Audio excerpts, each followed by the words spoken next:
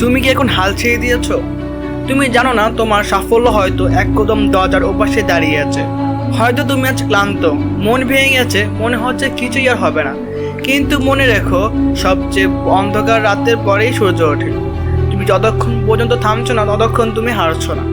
আমাদের জীবনে সবচেয়ে বড় ভুল হলো আমরা ঠিক জেতার আগেই হাল ছেড়ে দিই। যখন আমরা ভাবি সব শেষ, ঠিক তখনই ভাগ্য পরীক্ষা নিতে আসে। তুমি কি জানো টমাস এডিসন কতবার ব্যর্থ হয়েছিলেন? 1000 বারের বেশি। কিন্তু তিনি একবারও বলেননি আমি পারবো না। তিনি বলেছেন আমি 1000টা উপায় শিখিয়েছি যেভাবে বাল্ব বানানো যায়। আর সেই একবারের সফলতাই পুরো পৃথিবী বদলে দিয়েছে। একজন ক্রিকেটার, একজন গায়ক, একজন উদ্যোক্তা, কেউ রাতারাতি সফল হয়নি।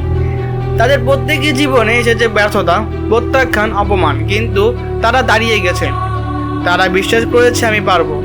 আজ তুমি হয়তো ভেবেছো তুমি ফেল করেছো, সম্পর্ক ভেঙেছে, চাকরি হয়নি, কিছুই ঠিক হচ্ছে না। কিন্তু মনে রেখো, এই মুহূর্তই তোমার পরীক্ষা। এটাই শেষ সময় যখন তোমার ভিতরে যোদ্ধাকে প্রমাণ করতে হবে। যারা জেতে তারা আলাদা কিছু করে না, তারা শুধু শেষ পর্যন্ত লড়ে যায়। যখন বাকিরা থেমে যায় তারা আরেকটা পদক্ষেপ নেয়, আর সেই এক পাই সব কিছু বদলে দেয়।